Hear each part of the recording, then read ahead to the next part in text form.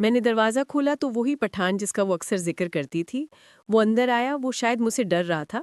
میں نے کہا ڈرو نہیں بھائی، بس ملنا، اس سے علاوہ کچھ نہیں کرنا۔ مجھے کنزا نے تمہارے بارے میں سب بتایا ہے، اور یہ بھی بتایا ہے کہ تم اور یہ آپس میں شادی کرنا چاہتے ہو۔ میری بہن اس کو کہہ رہی تھی کہ چلو باتھ روم میں، لیکن وہ پٹھان مجھ سے ڈر رہا تھا اور اس کے ساتھ وہاں نہیں جا رہا تھا اور کہہ رہا تھا میں واپس جا رہا ہوں۔ میری بہن اس کی کافی منتیں کرنے لگی کہ یاسر رک جاؤ، لیکن وہ نہ رکا اور پھر وہ چلا گیا۔ میری بہن نے کہا یہ کیا کیا آپ نے بھائی، آپ کے ساتھ میری بات بھی ہوئی تھی، پھر بھی آپ نے اسے بھگا دیا۔ میں نے کہا کنزا میں تو تمہارے سامنے کھڑا تھا، میں نے تو اس سے کچھ بھی نہیں کہا، وہ خود ہی ڈر رہا تھا۔ کس قسم کی ڈرپوک بندے سے تم نے محبت کی ہے؟ اس نے کہا اچھا ٹھیک ہے۔ میں نے کہا اچھا ٹھیک ہے، وہ تو چلا گیا ہے تو تم میرے پاس آؤ۔ اس نے کہا نہیں بھائی، آج کے لیے اتنا ہی کافی ہے۔ میں نے اس کے ہاتھ سے پکڑا اور پھر گلے سے لگایا، لیکن وہ چھڑوا کے بھاگ گئی۔ میں اسے روکتا رہا لیکن وہ نہ رکی۔ وہ جا کے امی کے ساتھ اسی کمرے میں سو گئی، اور پھر میں بھی واپس اپنے بستر پہ اپنے ہاتھ سے فارغ کر کے سو گیا، اور پھر میری آنکھ بھی لگ گئی۔ پھر مجھے میری امی نے اٹھایا تھا، تقریباً 7 بج رہے تھے، سورج بھی نکل رہا تھا۔ میری امی نے کہا جاؤ یوسف خالہ کے گھر سے ناشتہ لے کے آؤ، تمہاری خالہ نے ہم سب کے لیے ناشتہ بنایا ہوا ہے۔ میں نے کہا اچھا امی۔ پھر میں منہ دھو کے خالہ کے گھر روانہ ہو گیا۔ خالہ کے گھر گیا تو اس کی بیٹی نے ہم سب کے لیے ناشتہ بنایا ہوا تھا۔ یوسف بھائی آپ تو آتے ہی نہیں، شکر ہے آج آپ نے چکر لگا لیا۔ میں نے کہا ہاں بس تمہیں نہیں پتا کیا پریشانیاں چل رہی ہیں، اور دکان سے ٹائم ہی نہیں لگتا۔ اس نے کہا کہ کبھی ہمیں بھی ٹائم دے دیا کرو۔ آج اس کی باتوں میں عجیب سی بے چینی نظر آ رہی تھی۔ وہ شاید مجھ سے کوئی بات کرنا چاہتی تھی، جسے میں سمجھ نہیں پا رہا تھا کہ وہ اس طرح سے کیوں بات کر رہی تھی۔ پھر اتنے میں خالہ بھی اوپر سے آ گئی۔ مجھے کہا یوسف سناؤ رات کیسی گزری؟ پھر میں نے کہا خالہ کیسی گزرے گی، آپ کو تو پتہ ہی ہے۔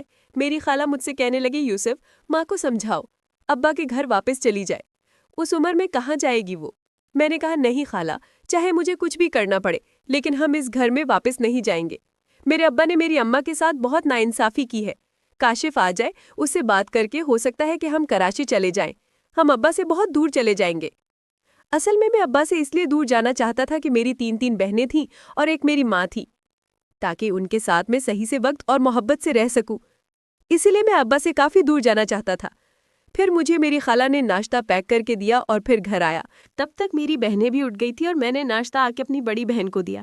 اس نے پلیٹوں میں ڈال کے ہمیں ناشتہ دیا۔ پھر میری امی نے مجھے بلایا، یوسف میری بات سنو۔ پھر کیا سوچا ہے؟ ہم ساری زندگی اب اس گھر میں تو نہیں رہ سکتے، آگے کیا کرنا ہے تم ہی بتاؤ۔ میں نے کہا پریشان نہ ہوں، مجھے یہ بتائیں کہ جو آپ نے سوچنا تھا وہ آپ نے سوچ لیا ہے؟ مجھے فائنل بات بتا دے تاکہ میں اس حساب سے سوچوں۔ اگر میری امی مجھ سے تعلقات بنانا چاہتی تھی تو میں ہر حال میں ان کو اکیلے میں ہی رکھنے والا تھا، اگر وہ نہیں بناتی تو پھر میں ابا کے پاس جانے والا تھا۔ اب فیصلہ میں نے امی پہ ہی چھوڑ دیا تھا۔ پھر امی کہنے لگیں یوسف میرا دل تمہارے ساتھ نہیں مان رہا، بس چودھری ہے نا، اس سے میں مل لیتی ہوں، اس سے میں کہتی ہوں کہ وہ مجھ سے شادی کر لے اور پھر میں تجھے بڑا سا بزنس بھی سٹارٹ کروا دوں گی۔ پھر مجھے اپنی امی پہ غصہ آیا۔ میں نے کہا امی کیا مسئلہ ہے آپ کے ساتھ؟ وہ چودھری آپ کے دل سے اتر کیوں نہیں رہا؟ بار بار آپ اسی کو یاد کرتی ہیں، مجھے تو شک ہو رہا ہے۔ اس نے کہا نہیں یوسف ایسی کوئی بات نہیں، حالانکہ چودھری نے مجھے بہت دفعہ کہا ہے، 1-2 دفعہ اس نے مجھے تحفے بھی بھیجے، میں نے بس تم لوگوں کو بتایا نہیں، میں نے آج تک اس کے ساتھ ایسا تعلق نہیں بنایا۔ میں نے کہا اچھا امی میری بھی ایک شرط ہے، اگر آپ اس چودھری کے پاس رہنا چاہتی ہیں تو مجھے بھی خوش کرنا پڑے گا، پھر میں اس بارے میں ضرور سوچوں گا۔ پھر میری امی کہنے لگی اگر اس چودھری کو پتہ چل گیا کہ ہمارے بیچ کوئی ایسا رشتہ ہے تو پھر کیا ہوگا؟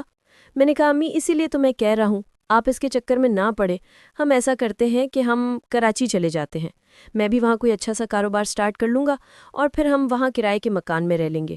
وہ بڑا شہر ہے، میں اپنی دونوں بہنوں کو پڑھاؤں گا اور بڑی کنزا کا کوئی اچھا سا رشتہ دیکھ کر شادی کر دیں گے۔ میری امی اب پریشان ہو گئی تھی، اس کو یہ مشورہ اچھا لگ رہا تھا، ہم کراچی شفٹ ہو جاتے ہیں۔ اس نے کہا چھانے دو کاشف کو، وہ تو آج ویسے بھی پہنچ جائے گا، اس سے بات کرتے ہیں کہ کیا وہ ہمیں وہاں سیٹل کر سکتا ہے۔ میں نے کہا کہ چلو ٹھیک ہے۔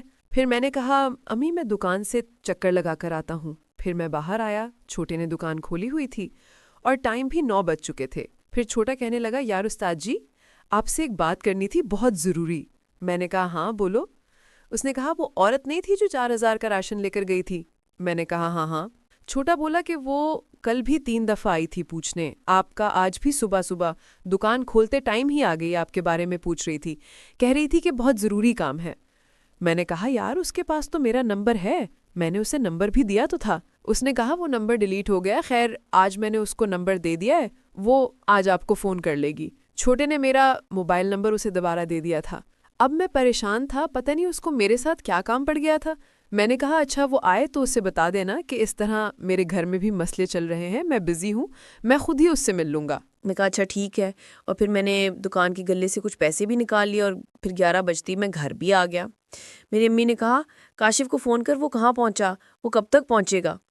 फिर मैंने अपने छोटे भाई काशिफ को फ़ोन किया, मैंने कहा हाँ भाई कहाँ पहुँचे, तो उसने कहा बस 2-3 बजे तक मैं वहाँ पहुँच जाऊँगा। मैंने कहा अच्छा खाओगे क्या, उसने कहा भाई नाश्ता तो वही घर आके करूँगा। अब उसको क्या पता था कि हम एक नए घर में थे और हम खुद दूसरों के घरों से नाश्ता कर रहे थे। मैंने कहा अच्छा ठीक है। फिर मैंने कॉल बंद की, मैंने कहा मैं अब भाई के लिए नाश्ता बनवाएं और कुछ चावल वगैरह मैं लेके आता हूँ दुकान से, वो भी बना लें ताकि हम दोपहर का खाना भी खा लें। और फिर मैं वापस आया दुकान पे, चावल निकालने लगा और छोटे को कहा जाओ कुछ आलू और कुछ मसाले वगैरह लेकर आओ। फिर मुझे उस औरत की कॉल भी आ गई जो कल से मुझे ढूंढ रही थी। मैंने जब उसकी कॉल रिसीव की तो वो आगे से रो रही थी, मुझे कह रही थी यूसुफ कहाँ हूँ मैं, तुम्हें कब से ढूंढ रही हूँ। मैंने कहा क्या हुआ, सब खैरियत है।